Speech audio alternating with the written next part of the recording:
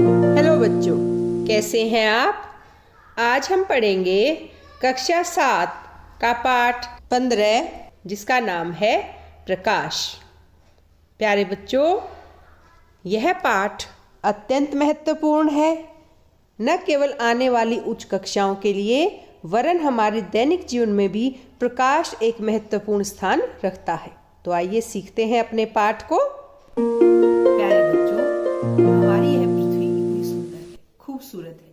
तरह तरह के फूल, पेड़ पौधे, जीव जंतु, बहुत सारी ऐसी चीजें हैं जिन्हें देख के मन को बड़ी खुशी मिलती है और हम कह उठते हैं यह कितनी सुंदर है, कितनी खूबसूरत है हमारी प्रकृति, हमारी यह धरा। और हम एक दूसरे को भी देख पाते हैं, हम सभी वस्तुओं को देख पाते हैं, पहचान पाते हैं। इसके पीछे कौन सी ऐसी खासियत है जिसकी वजह से सारी दुनिया, सब कुछ हम देख पा रहे हैं। आप सोचेंगे हमारी आंखें, लेकिन सोचिए आप ऐसे कमरे में हैं जहां आपको कुछ नजर नहीं आ रहा, वह कैसे हो रहा है। आंखें तो आपकी वहां भी हैं, बिल्कुल ठीक सोच रहे हैं। वहां जो नहीं है वह है प्रकाश। और यही हमारा आज का विषय भी है। हम पढ़ रहे हैं कक्षा 7 का पाठ 15 जिसका नाम है प्रकाश। और प्रकाश ही वह एक ऐसी खूबी है हमारी पृथ्वी पर जो हमें इन सभी खूबसूरत, नायाब और बहुत ही सतरंगी चीजों को हमें देखने में सहायक होती है। हम एक दूसरे को देख पाते हैं, हम खेल खेल पाते हैं, खाना खा पाते हैं, सभी चीजें हम कर पाते हैं और उनकी सराहना कर पाते हैं। उसका एक ही कारण है कि ये जो प्रकाश है यह हमें इन रंग बिरंगी अद्भुत चीजों को देखने में सहायता करता है। तो आज जो हम पाठ पढ़ रहे हैं उस पाठ में भी हम इसी प्रकाश के विषय में जानकारी प्राप्त करेंगे कि प्रकाश इतना महत्वपूर्ण क्यों है। और प्रकाश में आज का जो अपना विषय जिसके बारे में हम बात करेंगे वह है प्रकाश की गति तथा परावर्तन। साथ ही हम सीखेंगे प्रकाश किस दिशा में गति करता है, क्योंकि जब सूर्य से प्रकाश चलता है तो उसके बीच में बहुत सारी चीजें आती हैं। कैसे वह हमारे नेत्रों तक पहुंच पाता है, उसकी कोई ना कोई तो ऐसी बात है, ऐसी विशेषता है कि इतनी रंग बिरंगी और अलग अलग चीजें जो है वो बनती हैं और प्रकाश जो है वो सीधा हमारे नेत्रों तक आता है और हम सभी चीजों को देख पाते हैं। तो आइए शुरू करते हैं अपना आज का विषय प्रकाश। प्यारे बच्चों, आपने पतली झिर्री या छिद्र से सूर्य के प्रकाश के किरणपुंज को कमरे में प्रवेश करते हुए देखा होगा।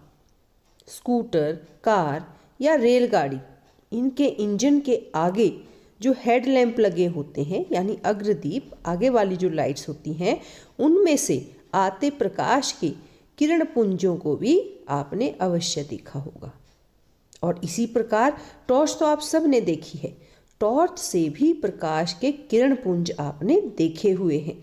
संभवतः आप में से कुछ ने तो लाइट हाउस या विमानपतन यानी एयरपोर्ट के टॉवर की सर्च लाइट के किरणपुंज को भी देखा है। कैसा लगता है आपको लाइट देख के? कितना मज़ेदार होता है किसी ऐसे ऊंचे स्थान से रोशनी का आना या रेलगाड़ी के आगे आती हुई जो लाइट्स हैं उनको देखना। यह सब संभव है, इसी को हम कहते हैं प्रकाश। और इसी के कारण संभव हो पाता है वस्तुओं का दृश्य होना, उनको देख पाना। इसीलिए प्रकाश हमारे लिए अत्यंत महत्वपूर्ण है। ऐसी जगह, ऐसे स्थान जहां पर सूर्य का प्रकाश नहीं पहुंचता या रात के समय, उस समय लाइट की व्यवस्था होती है विद्युत की सहायता से, या हम ऐसी चीज़ जलाते हैं जो प्रकाश फैला सके और हम आसानी से अंधेरे में वस्तुओं को देख सकें और अपने आवश्यक कार्यों को पूर्ण कर सकें। तो है ना प्रकाश कितना महत्वपूर्ण। अब आप सोचेंगे प्रकाश में ऐसी क्या चीज़ है जो हम वस्तुओं को देख पाते हैं। तो इसके विषय में हमने कक्षा पढ़ा हुआ है कि प्रकाश ही वह वस्तु है जो वस्तुओं को दृश्य करवा पाता है। और यह तब होता है जब प्रकाश किसी वस्तु से टकराता है और वहाँ से वापस मुड़ करके हमारे नेत्रों तक पहुँचता है, तब हम उस वस्तु को देख पाते हैं। यह जो प्रक्रम है यह कहलाता है परावर्तन। परावर्तन की आवश्यकता क्यों होती है? प्रकाश किसी वस्तु से टकरा करके वापस क्यों आता है? क्यों नहीं वह सीधा सीधा निकल जाता? ऐसा इसलिए है क्योंकि प्रकाश की जो गति होती है, जो उसका गमन होता है, उसकी एक दिशा होती है, एक तरीका होता है। पहले हम करेंगे यह क्रियाकलाप, फिर हम देखेंगे प्रकाश कैसे गति करता है।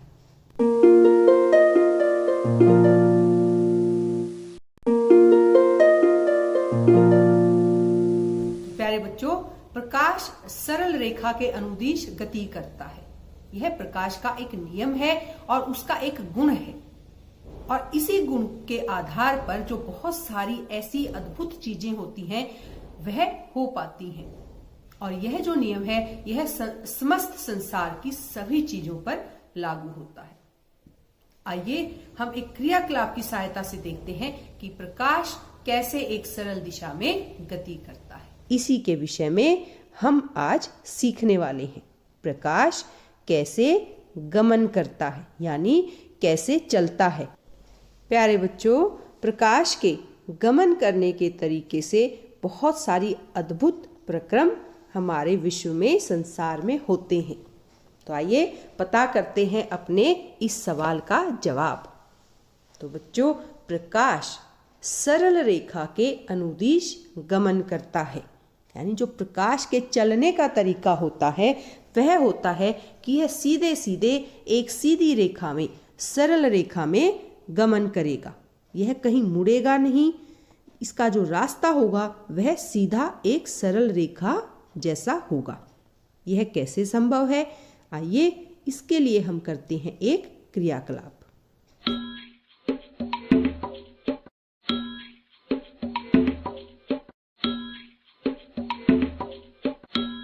प्यारे बच्चों, प्रकाश सरल रेखा में गमन करता है।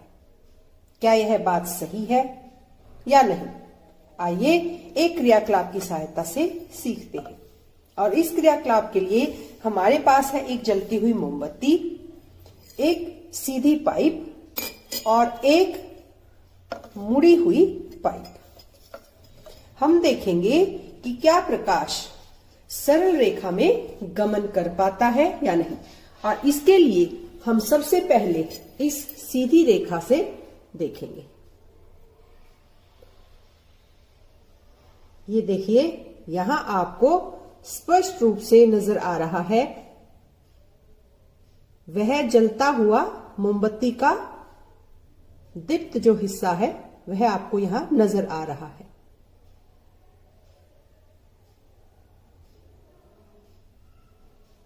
क्योंकि यह जो पाइप है यह एक सीधी पाइप है, आप देख सकते हैं यहां से।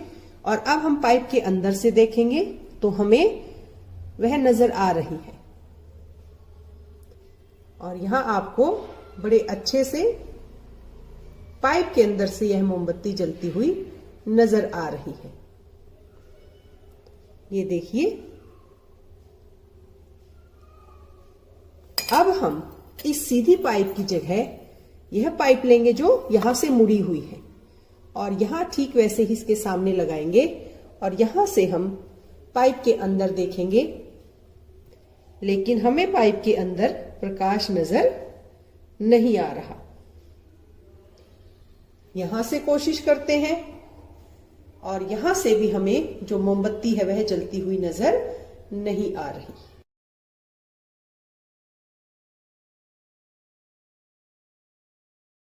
देखिए,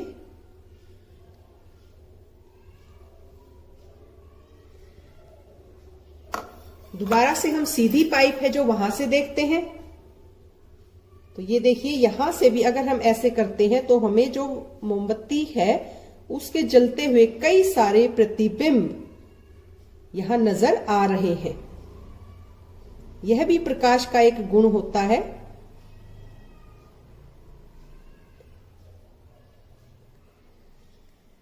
और यहां हमें सामने सीधी रेखा में प्रकाश जो है वह नजर आ रहा है। तो प्यारे बच्चों, इस क्रियाकलाप से हमें यह जानकारी प्राप्त हुई कि प्रकाश एक सरल सीधी रेखा में गमन करता है। प्रकाश के अपने बहुत सी विशेषताएं हैं और उन्हीं में से एक विशेषता है परावर्तन।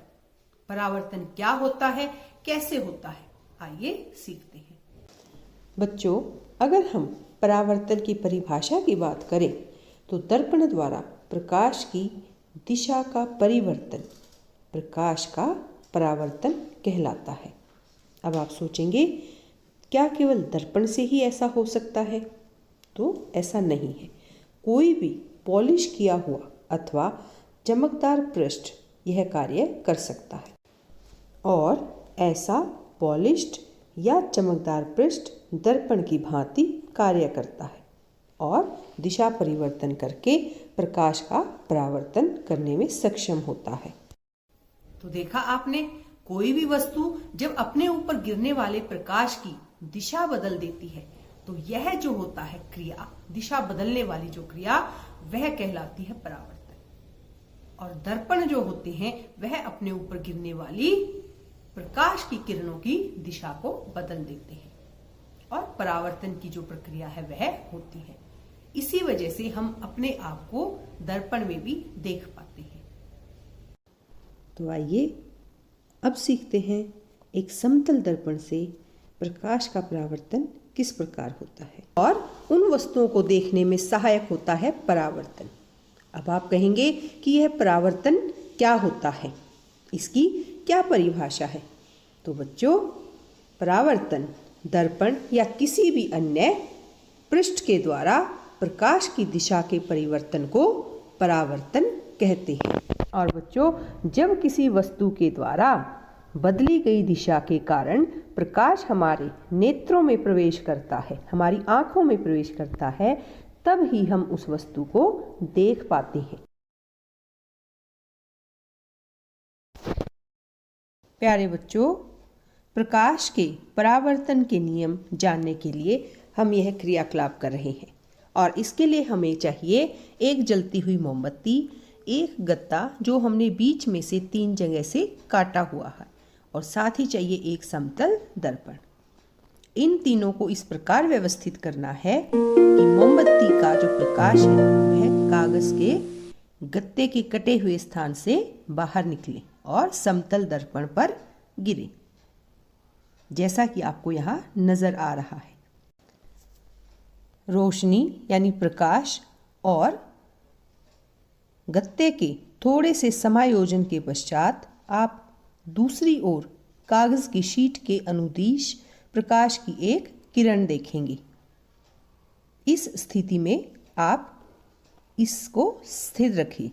प्रकाश किरण के गमन पथ के सामने समतल दर्पण की एक पट्टी रखिए, जैसे कि हमने यहाँ रखी है, और दर्पण से टकराने के पश्चात प्रकाश किरण दूसरी दिशा में परिवर्तित हो जाती है और किसी पृष्ठ पर पड़ने वाली प्रकाश किरण को आपतित किरण कहते हैं। पृष्ठ से परावर्तन के पश्चात वापस आने वाली प्रकाश किरण को परावर्तित किरण कहते हैं। यहाँ हमें परावर्तित किरण नजर आ रही है। अब आप एक कागज पर समतल दर्पण की स्थिति तथा आपतित एवं परावर्तित किरणों को दर्शाने वाली रेखाएं खींचिए। दर्पण और गत्ते को हटा दीजिए। दर्पण को निरूपित करने वाली रेखा के जिस बिंदु पर आपतित किरण दर्पण से टकराती है उस पर दर्पण से 90 डिग्री का कोण बनाते हुए एक रेखा खींचिए। यह रेखा परावर्तक पृष्ठ के उस बिंदु पर अभिलंब कहलाती है। और यहाँ जैसा कि आप चित्र में देख पा रहे हैं, आपतित किरण तथा अभिलंब के बीच के कोण को आपतन कोण कहते हैं और परावर्तित किरण तथा अभिलंब के बीच के कोण को परावर्तन कोण कहते हैं। और यहाँ हमारा पहला नियम साबित होता है कि आपतन कोण और परावर्तन कोण को एक समान होते हैं, क्योंकि जब आप इनको नापते हैं तो मापने के पश्चात यह दोनों ही कोण बराबर आते हैं। यानी पहला नियम है आपतन कोण सदैव परावर्तन कोण के बराबर होता है। और ठीक ऐसे ही दूसरा नियम यानी आपतित किरण, आपतन बिंदु पर अभिलंब तथा परावर्तित किरण, ये सभी एक तल में होते हैं। और यहाँ हमें यह अगर हम लाइन ड्रॉ करें यानी अभिलंब बनाएं तो यह तीनों एक ही तल में है। यह परावर्तन का दूसरा नियम है जो हमारे इस क्रियाकलाप से हमें देखने को मिला है। और बच्चों, आप यहाँ परावर्तित कोण, परावर्तित किरण आसानी से देख सकते हैं। कितनी स्पष्ट है यह परावर्तित किरण। यह देखिए, दोनों ही आपतित और परावर्तित किरणें हमें यहाँ स्पष्ट रूप से नजर आ रही हैं। इनके बीच का कोण भी समान होता है, जो परावर्तन का पहला नियम है। आपतन कोण को हम एंगल आई करके लिखते हैं और परावर्तन को एंगल आर करके लिखते हैं, और यह दोनों ही समान होते हैं। हमें यहाँ स्पष्ट रूप से नजर आ रहा है। और अगर हम इनके बीच में अभिलंब खींचें तो ये तीनों ही एक तल में होते हैं। प्रकाश और उसके परावर्तन को आइए कुछ प्रश्नों की सहायता से और अच्छे से समझने का प्रयास करते हैं। आपका पहला प्रश्न है, प्रकाश कैसे गमन करता है? और इसका जवाब है, प्रकाश सदैव सरल रेखा के अनुदिश गमन करता है। अपना अगला प्रश्न यानी प्रश्न 2 है, प्रकाश का परावर्तन क्या होता है? और बच्चों, इसका सही जवाब है, दर्पण द्वारा प्रकाश की दिशा का परिवर्तन प्रकाश का परावर्तन कहलाता है। और अपना प्रश्न नंबर 3 आपके सामने है, प्रकाश का परावर्तन कैसे पृष्ठ से हो सकता है? यानी हमें यहाँ पर उस पृष्ठ की गुणवत्ता बतानी है जो परावर्तन कर सकता है। और इस प्रश्न का जवाब है, कोई भी पॉलिश किया हुआ अथवा चमकदार पृष्ठ प्रकाश का परावर्तन कर सकता है, और ऐसा पृष्ठ एक दर्पण की भांति कार्य करता है, इसीलिए वह परावर्तन की प्रक्रिया को पूर्ण कर पाता है। अपना प्रश्न नंबर 4 है, बिंब क्या होता है?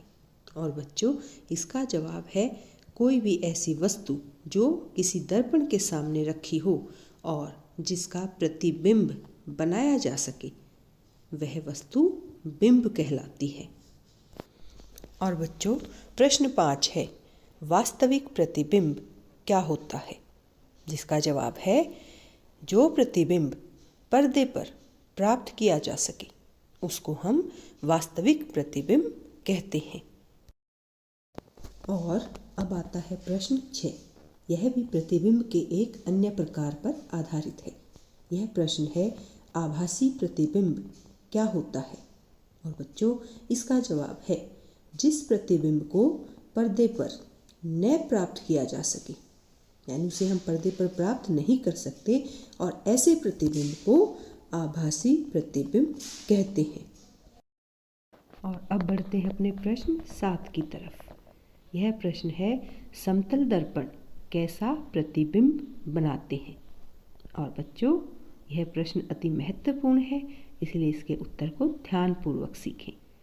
समतल दर्पण सदैव सीधा, आभासी एवं समान साइज का प्रतिबिंब बनाते हैं, और यह प्रतिबिंब उतनी दूरी पर ही बनता है जितनी दूरी पर बिंब रखा होता है। और अब प्रश्न 8। यह दर्पण द्वारा बने प्रतिबिंब के विषय में एक बड़ी रोचक जानकारी हमें देता है। यह प्रश्न पूछता है कि दर्पण द्वारा बने प्रतिबिंब में बिंब का वाम भाग कैसा दिखाई देता है? और बच्चों, इस प्रश्न का जवाब है, दर्पण द्वारा बना प्रतिबिंब यानी दर्पण द्वारा बने प्रतिबिंब में बिंब का वाम भाग प्रतिबिंब के दक्षिण भाग की भांति दिखाई देता है। तो बच्चों, यह थे अपने कुछ प्रश्न जो दर्पण के द्वारा परावर्तन के विषय में हमें रोचक जानकारी देते हैं। और आइए अब सीखते हैं, अब तक हमने इस पाठ में क्या क्या सीखा। आपने क्या सीखा में? प्यारे बच्चों, यह पाठ अत्यंत महत्वपूर्ण है अपनी आने वाली कक्षाओं के लिए भी। तो इस पाठ के कुछ मुख्य बिंदु हम अभी दोहराते हैं। सबसे पहले हमने सीखा कि प्रकाश एक सरल रेखा के अनुदिश गमन करता है, यानी इसमें हमें प्रकाश के गमन का तरीका पता चला। दूसरा महत्वपूर्ण बिंदु हमने सीखा कि कोई भी पॉलिश किया हुआ अथवा चमकदार पृष्ठ दर्पण की भांति कार्य करता है। जो प्रतिबिंब पर्दे पर प्राप्त किया जा सके उस प्रतिबिंब को वास्तविक प्रतिबिंब कहते हैं। लेकिन कुछ ऐसे प्रतिबिंब भी होते हैं जिनको हम पर्दे पर प्राप्त नहीं कर सकते। तो ऐसे प्रतिबिंब जिन्हें पर्दे पर प्राप्त न किया जा सके वह आभासी प्रतिबिंब कहलाते हैं। साथ ही बच्चों, समतल दर्पण द्वारा बना प्रतिबिंब सीधा होता है, वह आभासी होता है तथा बिंब के समान साइज का होता है। साथ ही बच्चों, प्रतिबिंब दर्पण के पीछे उतनी ही दूरी पर बनता है जितनी कि दर्पण के सामने बिंब की दूरी होती है। यह बड़ी ही महत्वपूर्ण बात है। और साथ ही दर्पण द्वारा बने प्रतिबिंब में बिंब का वाम भाग प्रतिबिंब के दक्षिण भाग की भांति दिखाई देता है तथा बिंब का दक्षिण भाग प्रतिबिंब के वाम भाग की भांति दिखाई देता है। यह बड़ी ही रोचक, महत्वपूर्ण और दैनिक जीवन में काम आने वाली बात है। आप खुद भी यह चीज़ चेक कर सकते हैं।